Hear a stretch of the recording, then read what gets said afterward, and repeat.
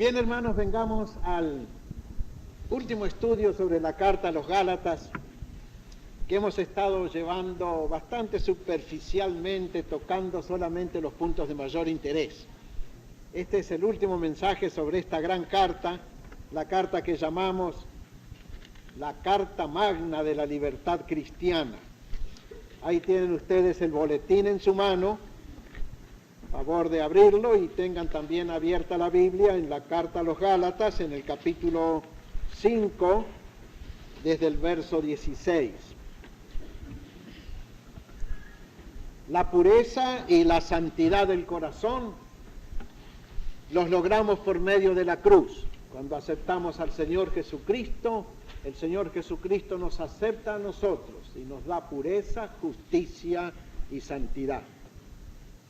Pero la madurez espiritual viene por el desarrollo de un carácter santo. Precisamente la madurez es un proceso. Las frutas maduran, los árboles maduran, los hombres y mujeres maduran, y el cristiano también madura. Y el cristiano también madura a través de un proceso. Y el proceso de maduración del cristiano puede durar toda su vida. Y ojalá dure, y ojalá dure. Ojalá vayamos creciendo de día en día. Nuestro hermano Darío nos dio un bonito testimonio en esta mañana. Él es un cristiano nuevo. Hace poco que camina con el Señor, pero ya está aprendiendo a caminar en el Espíritu. Ya está aprendiendo a tener un espíritu diferente en él. Él mismo se da cuenta que ha cambiado. Perdió un anillo muy valioso. Si él no hubiera sido cristiano, creyente como es ahora, hubiera reaccionado de una manera tremenda, una explosión, y vaya a saber cuántas cosas hubiera hecho. Pero ahora es cristiano y hasta pensó, bien Señor, si alguien se llevó mi anillo y lo vendió, hizo plata con él y ayudó a los suyos, está bien. Ese es el espíritu en que el cristiano debe andar.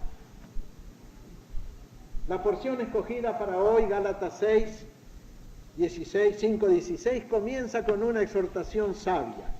Andad en el Espíritu y no satisfagan los deseos de la carne. Hay 3 mandamientos específicos respecto al Espíritu Santo y el creyente en el Nuevo Testamento. Uno es este, andad en el Espíritu. Otro está en Efesios capítulo 5, verso 18, donde dice, sed llenos del Espíritu. Y el tercero está en 1 Tesalonicenses 5, 19, cuando dice, no apaguéis el Espíritu. Sed llenos del Espíritu. Ahora bien, nadie puede llenarse a sí mismo del Espíritu Santo, Nadie puede salvarse a sí mismo, nadie puede ser lleno del Espíritu Santo a sí mismo. Uno se puede llenar de vino si se toma un par de litros. Uno se puede llenar de agua si toma mucha agua. Pero nadie se puede llenar del Espíritu Santo. Es Dios que lo llena a uno en respuesta a la fe. Así que el mandamiento, sed llenos del Espíritu, es andad en la plenitud del Espíritu Santo que les fue dado. Pero 2 cosas sí podemos hacer nosotros los creyentes. Podemos apagar el Espíritu. De ahí el mandamiento, no apaguen el Espíritu. O podemos, lado contrario, andar en el Espíritu. Dios nos llena, es la obra de Dios. Y nosotros o apagamos el Espíritu que Él nos dio, o andamos en el Espíritu que Él nos dio. Nosotros decidimos.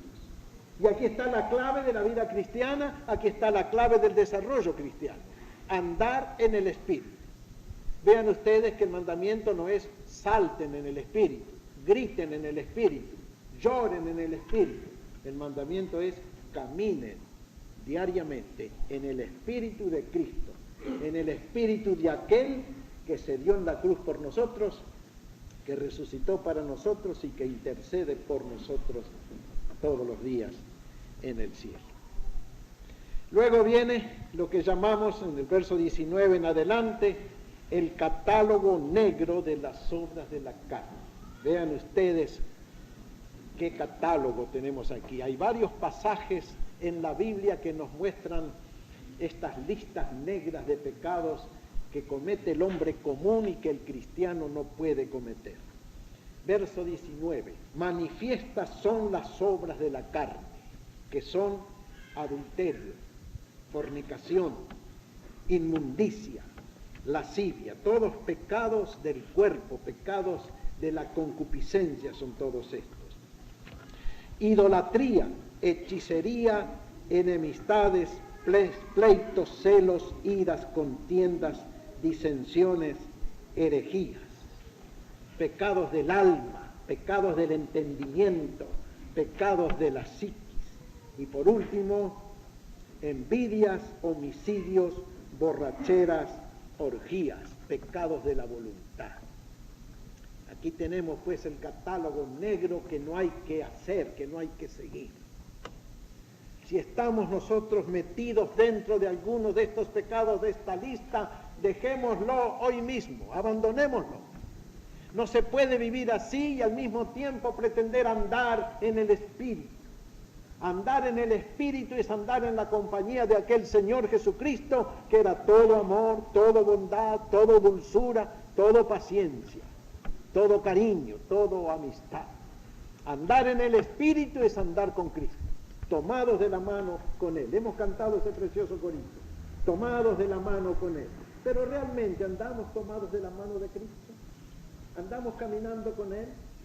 Se manifiesta la amistad de Cristo en todos los momentos de nuestra vida, en el hogar, en la casa, en la oficina, con la mujer, con los hijos, con los amigos, con la iglesia. Eso es andar en el Espíritu.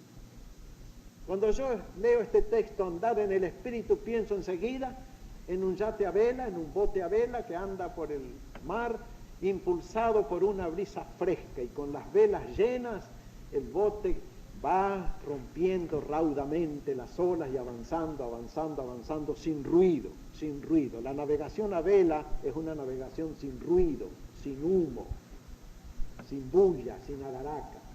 Y cuando el cristiano anda en el Espíritu, anda sin ruido, sin bulla, sin alaraca, pero anda en santidad. Anda en santidad de vida. Y para todas estas cosas hay ley. Y para todas estas cosas hay algún mandamiento que condena estas cosas. Para el adulterio, la fornicación, la hechicería, la idolatría, los pleitos, los celos, las iras, la contienda.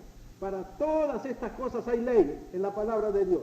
Y aquellos que andan en la carne están bajo el dominio de la ley. Y aquellos que quieren andar bajo el dominio de la ley tendrán que someterse a los dictámenes de la ley. Y si no se someten, se condenarán para siempre. Y yo les digo una cosa, es mucho más fácil andar en la ley que andar en el Espíritu, a pesar de que Dios nos da el Espíritu en abundancia. Porque es mucho más fácil ponerse a cumplir mandamientos, aunque en verdad nunca los cumplimos cabalmente, que dejarse guiar diariamente por el Espíritu de Cristo en toda circunstancia y momento de nuestra vida. Para andar en el Espíritu se requiere una sensibilidad espiritual exquisita, que solamente la logra el creyente manso y humilde, que comprende quién es el Señor Jesucristo y comprende la voluntad de Cristo para su vida. Pero después del catálogo negro de las obras de la carne, ojalá nunca caigamos en algunas de estas cosas, ojalá las quitemos para siempre de nuestra vida y de nuestra iglesia, viene el ramillete florido de los frutos del Espíritu, los versículos 22 al 23. Miren qué cosas tan bonitas.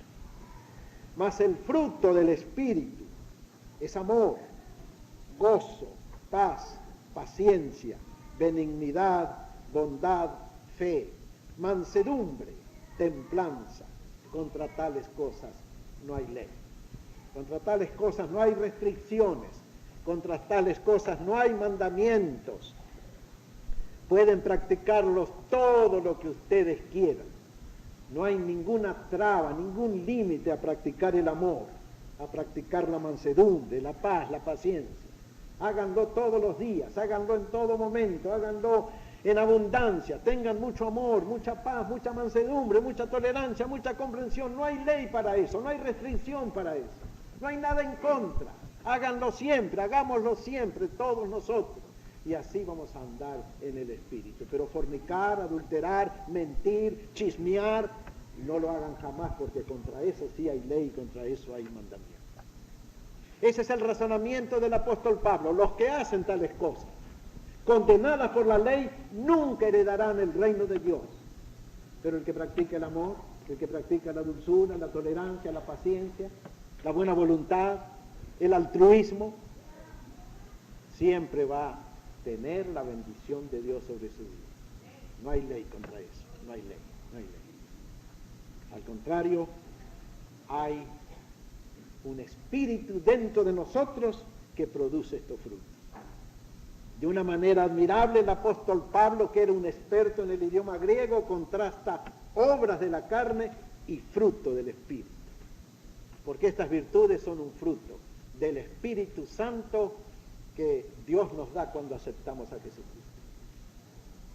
La carne tiene obras. El Espíritu da frutos. Frutos dentro de nosotros. Frutos en el corazón, frutos en el alma, frutos en nuestra voluntad, frutos en nuestro ser. Y el cristiano que practicó durante tanto tiempo las obras de la carne, desde que se convirtió a Cristo y recibió el Espíritu Santo, tiene que llevar los frutos del Espíritu. Tiene que cultivar un jardín dentro de su alma, el jardín del Espíritu Santo. Y leamos de nuevo la lista, porque la palabra de Dios es tanto para mí como para cada uno de nosotros. El fruto del Espíritu es amor, gozo, paz, paciencia, benignidad, bondad, fe, mansedumbre, templanza. Contra tales cosas no hay ley. Y aquí viene ahora enseguida la clave del triunfo espiritual. ¿Cómo podemos llevar estos frutos? ¿Cómo pueden manifestarse los frutos del Espíritu Santo en mi vida? ¿Cómo puedo yo tener amor, ser manso, paciente, tolerante, comprensivo y todo lo demás? Yo tengo que hacer algo también. Y aquí lo tenemos, verso 24. Los que son de Cristo han crucificado la carne con sus pasiones y deseos. Cuando Cristo fue crucificado, su carne fue crucificada. Sus pasiones, sus deseos humanos, sus tentaciones fueron clavadas, crucificadas, neutralizadas, eliminadas. Y aquel que acepta a Cristo tiene que aceptarlo también en este aspecto de morir al pecado, a la carne, al mundo, a las cosas naturales del hombre. Los que son de Cristo han crucificado la carne con sus pasiones y deseos. Si vivimos por el Espíritu, repite, andemos también en el Espíritu. La clave del triunfo espiritual es pues saber aplicar la potencia de la cruz a nuestra vida diaria. Llevar vidas crucificadas. No quiere decir que tenemos que clavarnos a una cruz, atravesar nuestras manos con clavos. No quiere decir que nos neguemos absolutamente todo elemento de nuestra personalidad. Eso sería acomplejarse. Eso sería masoquismo. No. Cuando uno camina en el amor del Señor, sabe negarse a la carne, pero lleva una vida abundante en el Espíritu. Luego tenemos la ley de Cristo, o cómo utilizar la vida del Espíritu Santo en la congregación. Qué pasaje magnífico. Pongamos la vista en Gálatas 6 ahora, del 1 al 6. Hermanos, si alguno fuere sorprendido en alguna falta, vosotros que sois espirituales, restauradle con espíritu de mansedumbre, considerándote a ti mismo, no sea que tú también seas tentado. ¿Qué pasaba entre los judíos cuando alguno era sorprendido en alguna falta? Le caían con toda la ley enseguida. Inmediatamente lo castigaban porque la ley era inflexible. ¿Qué pasa entre muchas congregaciones cristianas que todavía no comprenden lo que es la gracia de Dios? Cuando un hermano cae en alguna falta, también le caemos encima. Y enseguida hablamos de quitarle privilegios, de quitarle la Santa Cena, de disciplinarlo, de echarlo de la iglesia y no sé cuántas cosas más. Pero ¿cuál es el mandamiento de Cristo a una iglesia que está llena del Espíritu Santo. Si alguno cae en alguna falta, los demás que son espirituales, restáurenlo. No lo pisoteen, no lo hundan más, no lo critiquen, no chismeen acerca de él a espaldas de él. Restaurémoslo con espíritu de mansedumbre, porque nosotros también podemos caer en tentación. Nosotros también somos débiles. Una vez un pastor, un buen pastor, gran amigo mío, que tiene una gran iglesia aquí cerquita de la nuestra, me confesó llorando. Él había tenido como pastor una falta. Todo hombre la tiene. Y todos sus colegas lo habían inmediatamente expulsado del ministerio. Y con lágrimas en los ojos este hermano me dijo: Dardo, el ejército cristiano es el único ejército que mata a sus heridos. Terrible verdad, terrible verdad. ¿Por qué? Porque aplicamos la ley antes que la gracia. Porque cuando un hermano tropieza y cae, enseguida le venimos encima con los reglamentos. Siempre estamos dispuestos a dejar caer la espada de la justicia y cortar cabezas. Pero el mandamiento de Cristo es: hermanos, si alguno fuere sorprendido en alguna falta, vosotros que sois espirituales, restauradle con espíritu de mansedumbre, considerándote a ti mismo, no sea que tú también seas tentado. Sobrellevad los unos las cargas de los otros y cumplid así la ley de Cristo. Porque Cristo en la cruz llevó el pecado de todos nosotros. Él nos cargó sobre sus hombros. Él, siendo inocente, se hizo culpable. Él, siendo limpio, se hizo sucio por nosotros. Él, siendo justo, se hizo injusto por nosotros. Él, siendo obediente, se hizo desobediente por nosotros. Todas nuestras cargas, todas nuestras miserias, todos nuestros pecados fueron cargados en Jesucristo, y Él cumplió la ley de la gracia, llevando sobre su cuerpo el pecado de todos nosotros. Y el apóstol Pablo dice: cumplan ustedes también la ley de Cristo, que llevó sobre su cuerpo el pecado de todos y perdonó a todos los que se arrepienten a lo menos. Verso 3: porque el que se cree ser algo no siendo nada, a sí mismo se engaña. ¿Cómo debemos evitar el orgullo espiritual? Pensar de que somos perfectos, pensar de que somos impecables. Cada uno, dice Pablo, someta a prueba su propia obra, y entonces tendrá motivo de gloriarse solo respecto de sí mismo y no en otro. Y en el verso 7 tenemos la gran ley de siembra y cosecha, la ley por la cual todos los seres vivos de este universo se mantienen vivos. Gálatas 6:7. No os engañéis, Dios no puede ser burlado. Todo lo que el hombre sembrare, eso también segará. Porque el que siembra para su carne, de la carne segará corrupción.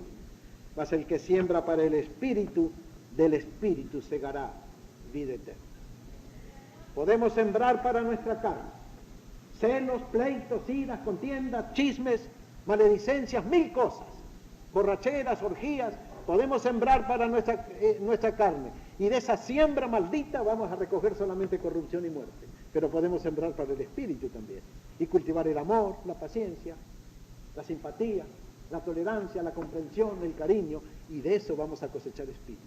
El que siembra para la carne, de la carne cosecha corrupción. El que siembra para su Espíritu, del Espíritu cosecha vida eterna. Cada uno decidirá cómo va a sembrar su campo.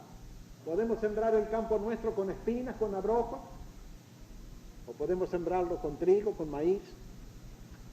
Podemos poner en nuestro jardín solamente pastos, yuyos y zarzas, o podemos poner en nuestro jardín rosas y claveles, y no sé cuántas flores más pone mi señora en el jardín. Nosotros sembramos o para la carne o para el espíritu. Si sembramos para la carne, con toda seguridad, por la ley inmutable de siembra y cosecha, recogeremos corrupción. Si sembramos para el espíritu, recogeremos vida eterna. Por último, el apóstol Pablo nos da el secreto de su propia vida victoriosa en el verso 14 del capítulo 6. Pero lejos esté de mí gloriarme, sino en la cruz de nuestro Señor Jesucristo, por quien el mundo me es crucificado a mí y yo al mundo. Esta es la verdadera santidad. Crucificar el mundo con todas sus tentaciones y solicitaciones y valores y lindezas. Crucificar el mundo en Cristo para nosotros.